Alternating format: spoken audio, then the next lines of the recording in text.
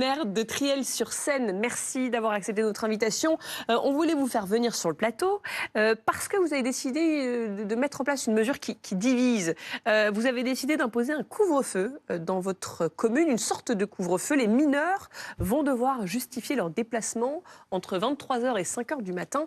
Pourquoi ? D'accord, donc je vais me permettre de reprendre un petit peu la formulation. Parce que le couvre-feu, on n'est pas en période de guerre. Voilà, on est vraiment sur une autorisation parentale, une demande d'autorisation parentale, comme on le fait dans les lycées. Lorsque votre enfant est au lycée et qu'il doit sortir avant la fin théorique des cours, il a une autorisation parentale. Donc on est dans ce cadre-là. Pourquoi je le fais ? Parce que je considère qu'il est plus dangereux de sortir à 23h qu'à 5h de l'après-midi. Donc finalement, c'est du bon sens.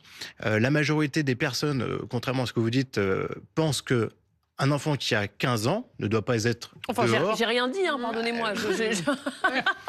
Ouais, voilà, ne doit pas être dehors à 2h du matin. Voilà, donc c'est juste ça, c'est juste du bon sens. Mais il y avait beaucoup d'enfants dehors à 2h du matin ? Vous en avez régulièrement. Après, est-ce que vous cautionnez que les enfants soient dehors à 2h du matin quand est-ce qu'ils ont 14 ou 12 ans ? Mais c'est une question, je vous pose la question. Non, mais vous n'avez pas répondu vraiment à la mienne. Je vous demandais, est-ce qu'il y en avait beaucoup ? Oui. Comment et qui faisaient quoi ? Déjà, j'ai envie de dire, déjà qu'il y en ait 2 ou 3 dehors, c'est déjà trop. Mais pourquoi ? Alors, qu'est-ce qui vous a... j'ai lu en tout cas que c'est parce qu'il y avait une recrudescence d'actes d'incivilité, etc. Qu'est-ce qui s'est passé concrètement dans votre commune pour que vous décidiez de prendre cette...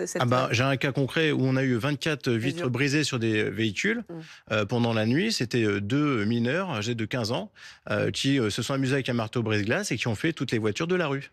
Voilà, c'est intéressant.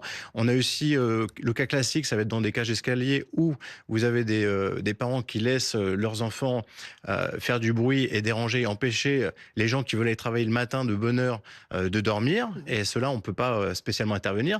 Mais alors, pourquoi on a vraiment mis en place cet arrêté municipal ? C'est qu'il faut savoir que la police municipale n'a pas le droit d'effectuer un contrôle d'identité s'il n'y a pas d'infraction constatée. Donc on a un problème de pouvoir de police qui est limité.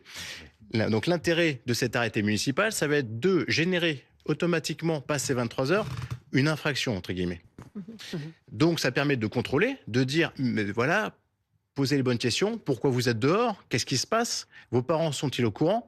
Parce qu'il y a beaucoup d'élus qui vont vous dire, lorsque les adolescents sont livrés à eux-mêmes, il faut intervenir, il faut couper les aides aux parents, etc. C'est pas du tout le cas là. Là, on est dans la prévention, déjà savoir si les parents sont bien informés, si c'est des parents responsables, si c'est des parents démissionnaires. Vous dites que c'est une façon de permettre aux parents de reprendre le contrôle. Exactement. L'idée de cet arrêté municipal, c'est redonner le pouvoir aux parents. Mais c'est ce qui est normalement la base. Quand vous avez 16 ans, vous avez régulièrement des adolescents qui vont vous dire... écoute, ce soir, je sors, parce que de toute façon, je suis bientôt majeur, t'as pas à me poser la question. J'ai des parents qui sont dans ce cadre-là. Ils m'ont dit merci, monsieur le maire, pour la simple et bonne raison qu'ils m'ont dit, grâce à vous, je peux leur demander, tu vas où ? J'en ai besoin pour rédiger l'attestation. Et que se passera-t-il, monsieur le maire, à 1h du matin, si l'un de vos policiers arrête un mineur de 14 ans dans la rue sans autorisation parentale ? Alors, s'il n'y a pas l'autorisation parentale, à ce moment-là, on est sur le contrôle d'identité, donc on a l'adresse automatiquement des parents, on va pouvoir noter donc où ils habitent et aller justement au contact. On a après un travail avec les médiateurs qui se fait également, donc on est toujours dans un travail de médiation et de prévention. Donc il n'y a pas de sanction ? Si, il y a une sanction. C'est comme quand vous faites contrôler. Vous savez, la police, elle n'a pas forcément obligation de vous sanctionner. Des fois, vous avez juste un rappel, attention, vous étiez... Donc c'est pour faire un peu peur, plus que pour au démarrage. Au démarrage, ça nous permet de référencer, ça nous permet de noter les enfants qui sont dehors et après d'effectuer au fur et à mesure, s'il y a des cas de récidive, verbaliser s'il y a vraiment une nécessité, mais surtout... Et verbaliser qui, l'enfant ou les parents ? C'est les parents, dans tous les cas, quand vous êtes mineur, qui sont sanctionnés à la fin. Mais les parents ne peuvent pas être pénalement responsables pour les faits d'autrui ?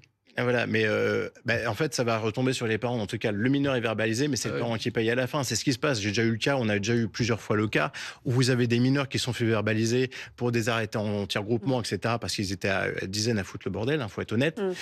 Ils sont tous fait verbaliser. À la fin, moi, c'est les parents qui m'appelaient, qui me disaient, je paye les amendes de mon fils. Mais est-ce qu'au vu de ce que vous dit Laurent Neumann, ils vont réellement pouvoir être sanctionnés, les parents ? Dans tous les cas, le Trésor public a pour vocation d'aller chercher l'argent où il est. Mais je ne pense pas que ça soit vraiment le fond du problème. Moi, ce qui m'intéresse, c'est d'aller sur la prévention, de fournir un encadrement aux parents, les aider dans cette mission-là, d'éviter d'aller directement, on va dire, sur des cas plus graves, parce que lorsque la police municipale, elle prend des mineurs qui sont déjà sur des bris de glace ou tout ça, on est déjà dans l'infraction, on est déjà dans quelque chose qui est pénalement dérangeant. Vous avez vu ce que vous répond la Ligue des droits de l'homme. Cette mesure est complètement inadaptée, pénalisante et inquiétante, je cite. Elle contrevient aux libertés fondamentales d'aller et de venir des jeunes mineurs, de surcroît sur une période de vacances. Ça introduit une méfiance envers les jeunes. Tous sont jugés délinquants potentiellement. La Ligue des droits de l'homme de Poissy et ses environs qui étudie les éventuelles suites à donner. Écoutez, si je trouve ça normal d'avoir des gamins de 14 ans dehors ou 12 ans, moi je me suis déjà fait tirer dessus, pas moi, mais la police municipale au Mortier, c'était en 2023. Ceux qu'on a interpellés, 12 ans, 15 ans, 17 ans. Les policiers municipaux se font tirer dessus, c'est une réalité par des mortiers. On en retrouve régulièrement dans certaines cages d'escalier sur Triel. Est-ce que vous trouvez ça normal? Moi, je considère que c'est pas normal du tout. La Ligue des droits de l'homme, elle, qui finalement essaie de faire une atteinte à la liberté, de défendre, on va dire, son bout de gras comme ça, je trouve que c'est pas faux, c'est faux parce que là, on n'est pas sur un couvre-feu type, on est sur une autorisation parentale. Jusqu'à preuve du contraire, ce sont les parents les responsables des enfants et des adolescents. Et c'est eux qui risquent quand même ils sont responsables d'eux. Il faut leur donner les moyens.